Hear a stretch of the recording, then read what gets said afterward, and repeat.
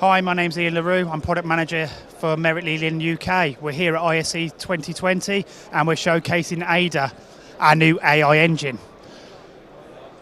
So this is the graphical interface which shows the engine running. As you can see, we have detection picking up people. Within that, we can say what colour clothes they're wearing, how long they've been in a scene.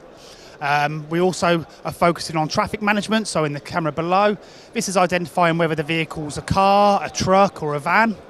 We're also picking up the colour of the car, the make of the car, the model of the car, as well as a number plate.